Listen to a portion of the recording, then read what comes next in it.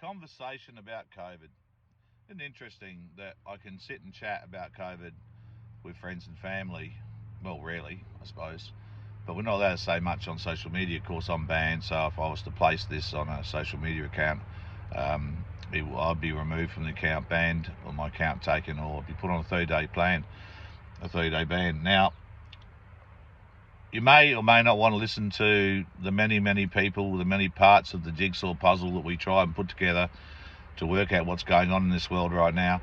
Why would you listen to me? Okay, background. I spent 20 years in the political arena as a federal and state candidate for the upper house, normally the Legislative Council or the Senate. Been involved in exposés, investigations into trial crimes, and I've worked with and investigated the United Nations before, and spoken to investigative experts within the United Nations and authors of several reports, including the climate IPCC reports. So, okay, maybe that gives me an advantage over some, maybe it doesn't. The interesting part, and I'll just put the window up so it's a bit quieter. The interesting part to start with is there's a few sections to this. There's the medical side of things, there's the legislative side of things, and there's the lead up and the processes that have been taken and to bring in and all but enforce a global agenda to vaccinate, inject every person in the world with a trial drug, which is a gene therapy more than a vaccination. And we should look we'll look at Australia here because that's where my expertise is, but there's a lot of things we need to talk about, and it's nice just to sit and have a discussion like this, as much as I can't talk back and answer questions from you. The interesting part was the start, and of course the start of all this, I was in the fires, helping with the fires and raising money for those affected by the fires. And we heard about this, obviously, like most of you, with people supposedly dropping dead in the streets and all this from a pandemic. And obviously that would be what you would call a pandemic, people dropping dead in the streets, people being very, very sick, and trying to find a way to stop it. That was the initial start to this. And the first thing I did was first thing I did was ring a mate from the United Nations who's connected with the WHO and asked what he thought was going on. And he said something big, because we've been asked to offer all sorts of documents and produce an outcome, which is what they do. The United Nations choose an outcome, and regardless of the science, they spin the science to meet an agenda. They've done that for a long time. They've done that with climate change. They've done that with carbon trading, and they're doing that again now. So that opened my eyes. There might be some issues. What became very interesting was the silencing. So they instantly acted to silence people that might critique the narrative being pushed by United Nations, and the fact that each country and each government in the world were being pushed to go along with a certain narrative or a certain procedure. And that straight away rings alarm bells for most Australians, particularly people like myself that have come out of the political arena. And it started getting quite unhealthy, where we saw anyone that critiqued the rollout of this agenda and maybe had a bit of a following, whether it be someone like myself or someone like Trump, we got banned from. So did I. I lost my social media page, which I'd had for over 10 years, and I'd used it mostly for good, but informing people of what was going on is something I consider good.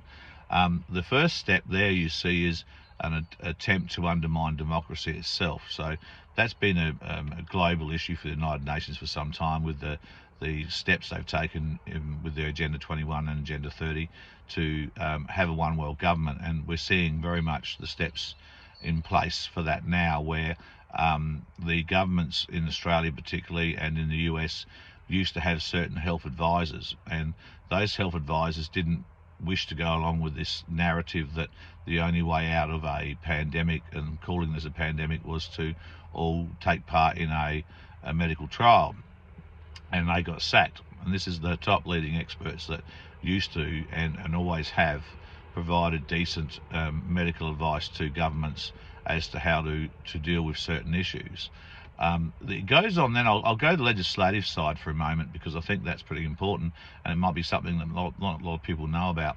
Our government moved very quickly to organise and establish what they call a national cabinet, which was, I suppose, to take over from COAG. And the problem with governments, with a government doing that, is that the concept was that they could hide whatever they were doing and who they were dealing with and who was advising them from the public. When they try and do something like that, there's something that they're doing or ordering or manoeuvring or listening to, or people they're listening to or acting on behalf of, that the people of Australia wouldn't have liked. And so they established a national cabinet. The national cabinet, as we now know, and as I stated 12 months ago, wasn't established legally. It was a farce, and freedom of information applications have now been made, and it's gone to the High Court, and the High Court's established that that wasn't actually the case. So if they wish to hide from you those sorts of pieces of information as to what they're doing, what they're spending, who they're dealing with in terms of the pharmaceutical companies, and what agenda they're going to push, if they're trying to hide that information, it might be interesting to tell you some of the other pieces of legislation that they've amended. One of the first pieces of legislation they amended was the Poisons Act, because obviously to even allow an injection in this country of a trial medication that hadn't been tested adequately is illegal, and so they changed the Poisons Act. The interesting next piece of legislation they changed, well, not maybe in order, was the I'm not going to think of the word, am I now? The Labelling Act, because generally if they provide you with any sort of injection or medication, it comes with certain labelling responsibilities as to what the good and bad effects of that might be, and they changed it in such a way they didn't have to provide that because they couldn't. That says a lot already. So in other words, they know it's generally a poison, they know it's not tested correctly, and they wanted to hide from the public they were pushing this on the actual outcomes that had been voiced. So that was the beginning. They went on to change lots of legislation over the last 12 months, mostly around, you'll find this interesting, mostly around workplace protections, workers' rights, because they knew straight away that the Constitution in this country under Section 5123AA particularly had been well defined by the High Court, and that meant that you were protected from being coerced in any way, or the word is conscripted in any way, to partake in any sort of medical program. In fact, it protects particularly doctors, and it protects particularly the privilege between doctor and patient, that can be kept secret, and your medical records and everything else were meant to be kept secret, so no one was to know about your particular medical regime. Then stepped in APRA, which is the organisation that registers or deregisters or advises doctors around the country, and they sent out letters to all of the doctors saying that you cannot critique in any way this particular rollout of the vaccine. You can't even critique or advise or make recommendations as to which of the vaccines that people can take. Now, that is a big step over the mark. Obviously, the Constitution wouldn't allow anyone to partake in the decision making between patient and doctor. They did this for a certain reason. They did this to stop and quell dissent. Of course, when that was noticed, I made some calls to doctors that I knew, and I met with some expert cardiologists, and I've also spoken to doctors in other countries, including Indonesia, and I've spoken to doctors here. And of course, like the rest of you, I've watched extensive videos from doctors that were the big players in virology and this particular rollout. And they all advised me and notified me that they were in trouble, they were being silenced, and that they did not agree in the most with the rollout. Of course, your medical doctor may not have much expertise in the vaccination or the rollout of these types of vaccinations or these types of testing regimes, like the tests that they're using now, which are, were patented well before. In fact, a lot of things were thought out and designed well before the supposed release of the COVID or the actual release of COVID, or the acceptance that COVID did exists. So we have some problems straight away that, well, let's go on with that. So we had a situation where you weren't allowed to know the truth. The doctors weren't allowed to advise you adequately. Doctors were put at risk. Any doctors that spoke up, in particularly in Australia, about alternate medications going back over 18 months ago, like invermycin, which is now being very successfully applied around the world in different countries, were shut down. And if you were to write anything on Twitter, if you were to write something on social media, if you were to write something on YouTube, and you had a following of any kind, you'd be removed immediately, banned or warned. Not to mention alternates. I'm not allowed to mention what I'm telling you now, any of it. I'm not allowed to critique my government, which is the most important thing in democracy to be able to do. I'm not allowed to critique the rollout of the United Nations global agenda to promote and push a trial vaccine, as they wish to call it. It's not a vaccine. Anyone that studies it understands. And then it started getting really bad for me, and this is the reason I'm on here now speaking to you about this, and I hope that this is not too lengthy for you to consider listening to. Then I started hearing about personal experiences. Now, a leaked document came out about 6 weeks ago from the Senate, where the TGA, which is the authority on the vaccine rollout, and the people that are meant to be checking it and testing it for safety and efficacy, came out and showed that over 11,000 Australians had already endured what they call major adverse events. Now, a major adverse event is best you look it up so you can see for yourself. A major adverse event is either death or disability, or major medical episodes where you're in hospital for a long period of time and you may or may not ever recover back to how you were before. And I want to talk about that because that's particularly important, because I'm hearing on a daily basis, as someone that's lost their major social media platforms, even though that's the case, I've heard of at least 14 people in South Australia that have family that have died within a few days of having the new trial vaccination. I'll keep calling it vaccination. It's not gene therapy, whatever you want to call it. And I'm hearing that on a regular basis, and I was in hospital the other day and I'm hearing it there, and I spoke to a lead cardiologist and he said that he's hearing of deaths, and he's having massive amounts of young people coming in that have had the vaccination and now got inflammation of the heart, and parts of the heart will die, he said, and they may survive, but they may survive with only a percentage of their heart operating. So in other words, they are injured for life as well. Now, when a person like me can hear that much information, and I heard it again today and I heard it yesterday from people just in the street that you talk to, it's not unusual to understand that a majority of Australians, which it is, around 70-75% of Australians are opting not to take the vaccination. A lot of them are being pushed. I'm receiving emails from this no jab, no pay, from people that are really worried, and they don't want to lose their house, they don't want to lose their livelihood, but they can't pay their mortgage if they lose their jobs, and of course they don't wish to partake. And the people that don't wish to partake, particularly in Australia at the moment, are those with the most understanding of the outcomes, and that would be your health workers, your medicos, your ambos. They are all speaking up. They are all very, very concerned. They don't want to walk away from the industry, same as my cardiologist. He doesn't want to walk away from the industry. They do not want to take the jab. Now, that's very concerning. It doesn't matter how well educated you are on this.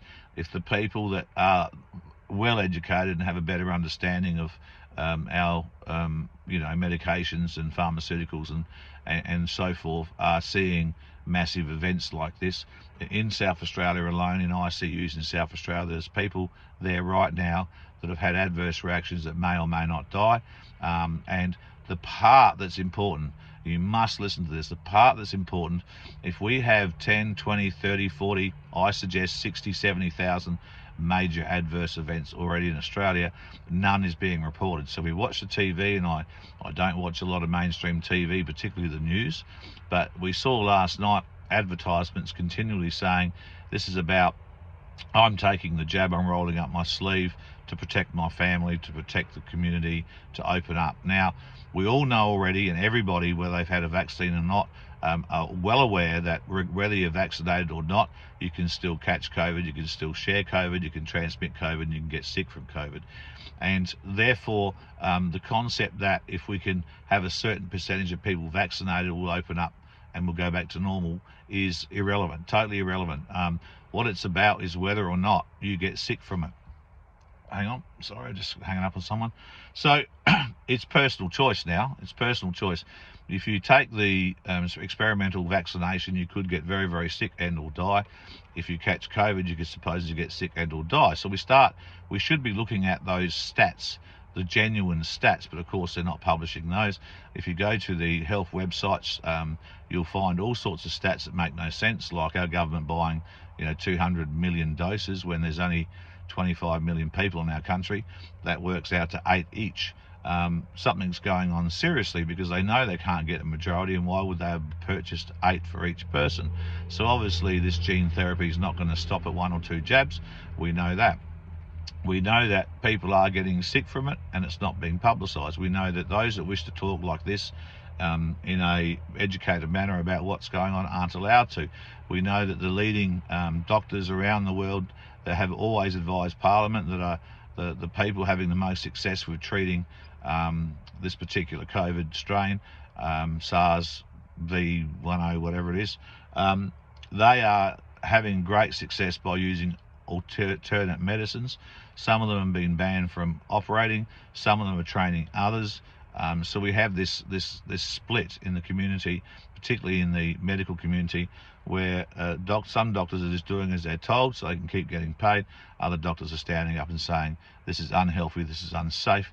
In fact, I've heard some words used about this vaccination that are just dreadful. So some of the best doctors in the world that have treated presidents and around the world that are saying this is extremely dangerous and it's a death jab.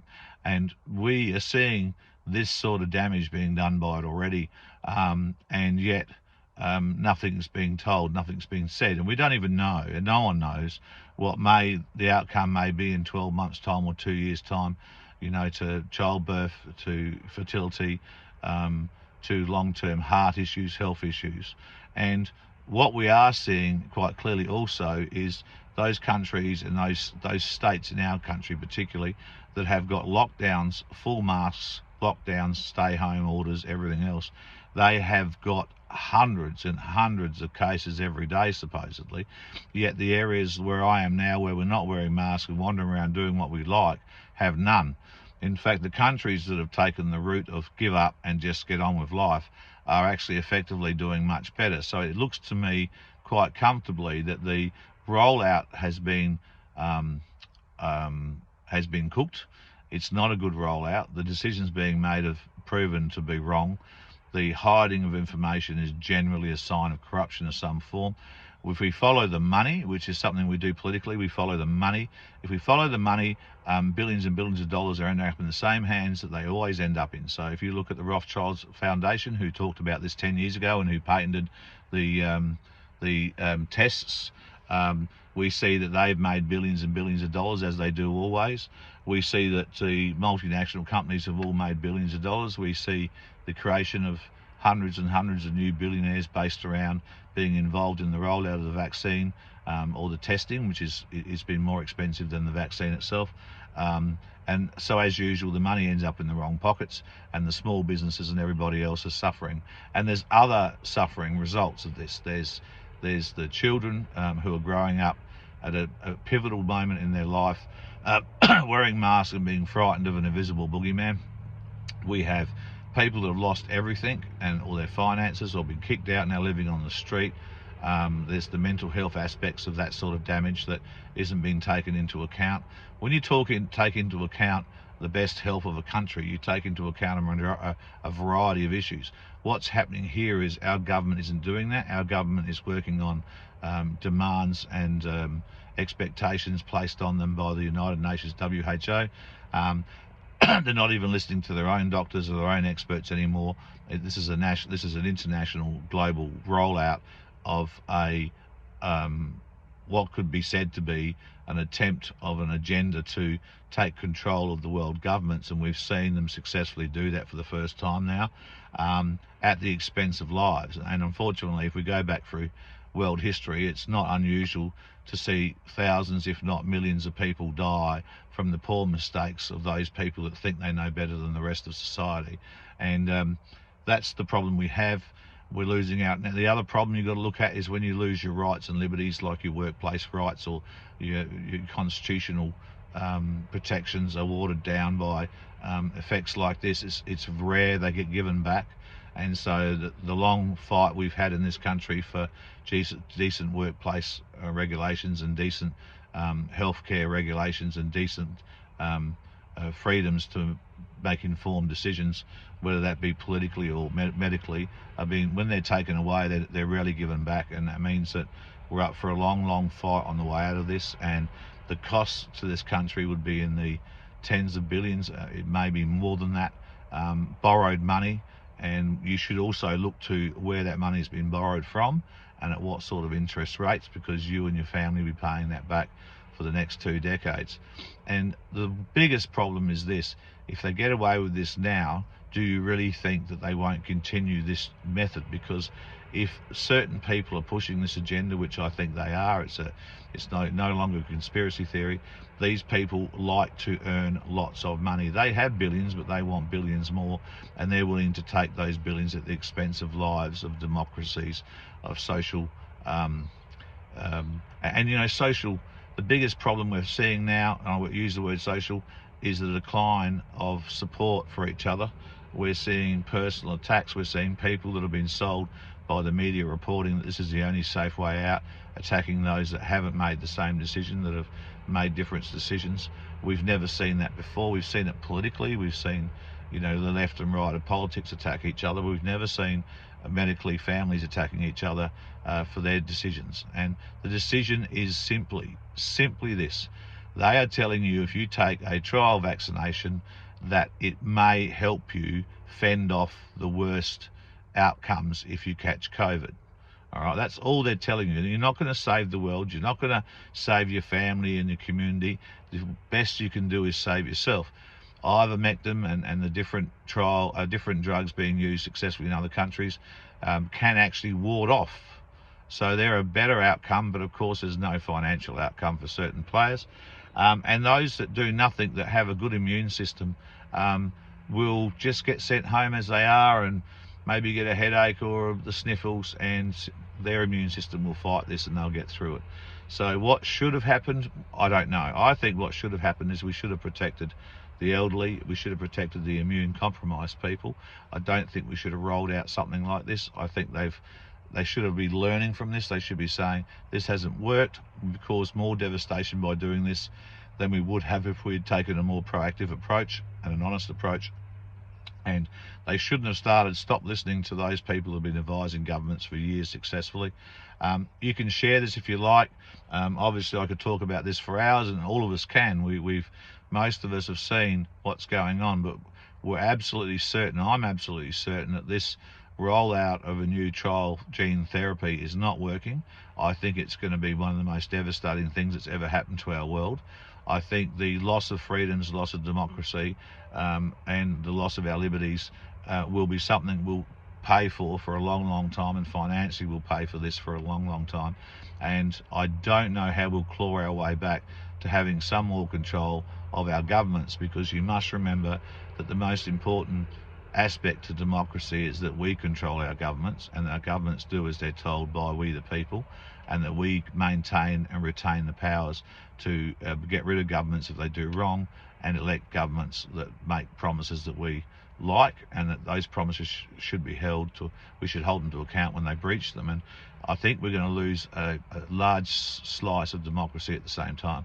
So please share this if you like. If you'd like to ever write to me and ask me more, if this gets shared a lot, I'll come on and I'll give you some more fine detail about those changes that have been made to the workplace legislation, and some of the other pieces of legislation that have been modified in the last 12 months that are very important to know about.